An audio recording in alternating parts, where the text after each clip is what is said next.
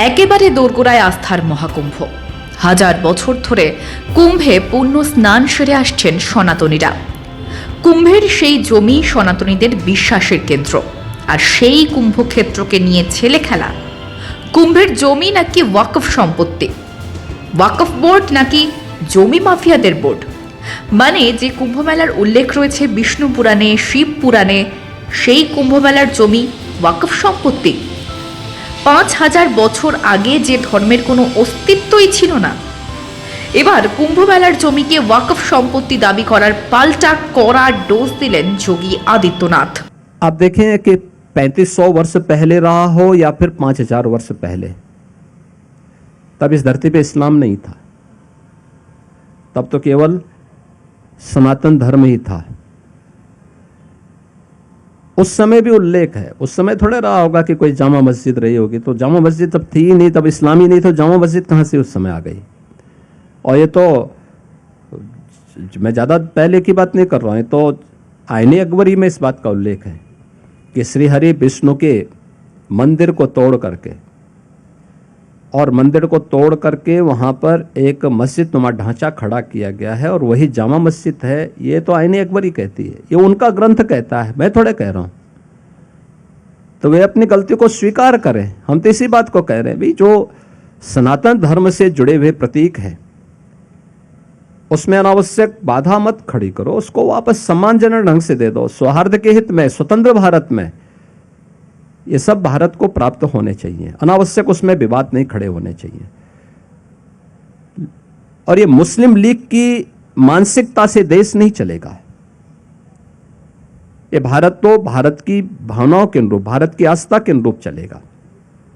लाखों भक्तेर जमाয়েত হবে প্রয়াগে। অপেক্ষা আর কিছুদিনের। দেশ বিদেশ থেকে আসবেন পুণ্যার্থীরা। ঠিক তার আগের মুহূর্তে মহাকুম্ভের এই পুণ্যভূমিকে ওয়াকফ সম্পত্তি বলে দাবি করলেন মুসলিম ধর্মগুরু মৌলানা শাহাবুদ্দিন রিজভী বরেইলি। যে মহাকুম্ভ সনাতন ধর্মের ঐতিহ্য, সেই পুণ্যভূমিকেও লুট করার ভাবনা চিন্তা। কি বলেছেন তিনি? তিনি বলেছেন এই কুম্ভমেলার পুণ্যভূমি জমি লুটেরাদের সম্পত্তি। পুণ্যভূমি ভারত, আর তার ইতিহাসকে ক্রমাগত বিকৃত করার চেষ্টা, মুছে ফেলার চেষ্টা, কেড়ে নেওয়ার চেষ্টা, নির্দিষ্ট সম্প্রদায়ের কিছু মানুষের লুটেরাদের মতো আচরণ, তাতে বিন্দুমাত্র স্তম্ভিত নন যোগীজি, বরং পাল্টা হুঁশিয়ারি দিয়েছেন এক অনুষ্ঠানের মঞ্চ থেকে। अगर किसी को उसकी श्रद्धा और सम्मान के विरुद्ध वो व्यक्ति कोई भी बोलता है कि साहब ये वक्फ की लैंड है, मैं पूछना चाहता हूँ, हजारों वर्षों की भारत की विरासत का ये प्रतीक, और यहीं पे होता रहा है बिना किसी निमंत्रण के हो रहा है। आज तो सरकारें, डबल इंजन की सरकार थोड़ा बहुत सुविधा दे भी रही है, लेकिन जब सुविधा नहीं होती थी तब भी यहाँ पे आयोजन होते थे। हजारों वर्षों से परंपरा चली आ रही है,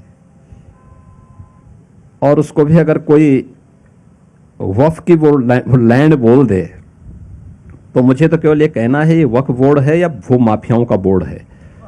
और ये दुष्प्रवृत्ति पे रोक लगनी ही चाहिए, और उसको हम लोग रोक लगाएंगे भी।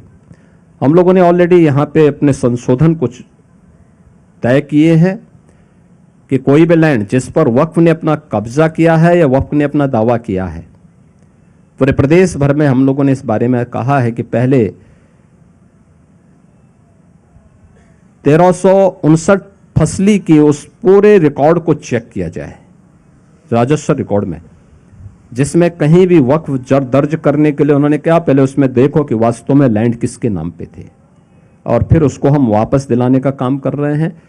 कहीं भी किसी भी ऐसी लैंड पर जो सार्वजनिक उपयोग में होती है, हिंदू आस्था से जुड़े हुए पवित्र स्थलों की लैंड होगी या सरकार की लैंड होगी, वहां पर इस प्रकार के किसी भी भू माफिया बोर्ड को हम कब्जा नहीं करने देंगे।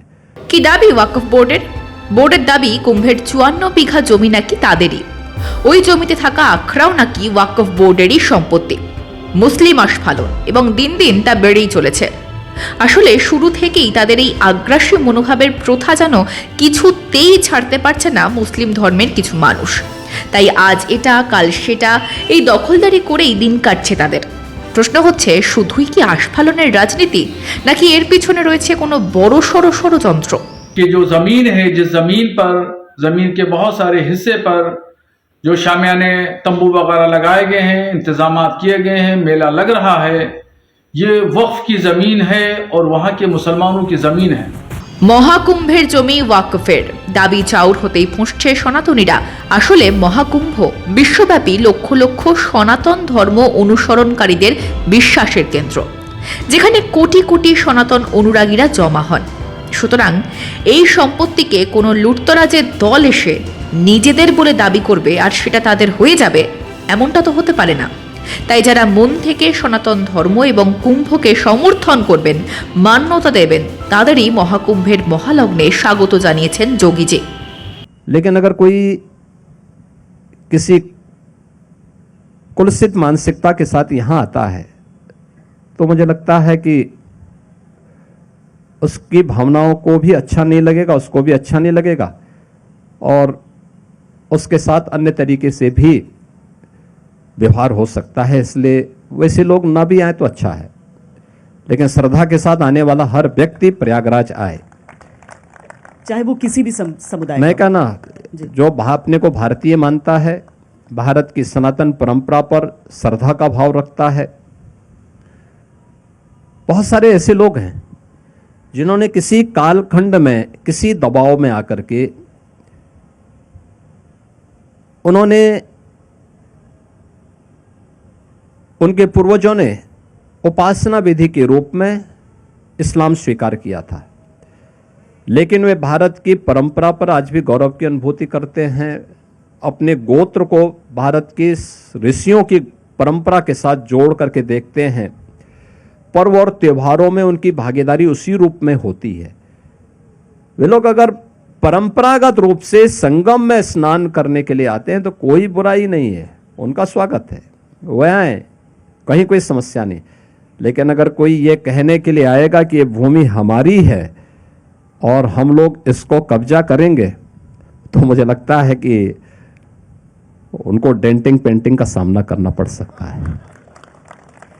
মৌলানার হাড় কাঁপানো দাবিতে উত্তরপ্রদেশের পারদ চড়ছে, বাড়ছে উষ্ণতা। তবে এই দাবি কতটা সঠিক নাকি বেশিটাই জল মেশানো, তার তদন্ত করবে প্রশাসন। এদিকে উত্তরপ্রদেশের মুখ্যমন্ত্রী যোগী আদিত্যনাথ মৌলানার দাবিতে পাল্টা হুঁশিয়ারি দিয়েছেন। महाकुंभ के बारे में तो एक ये मान्यता है कि ये वसुधैव कुटुंबकम का एक बृहद और विराट रूप देखने को यहाँ पे आपको प्राप्त होगा। एक स्थान पर इतने बड़े पैमाने पर एक छोटी सी अवधि के दौरान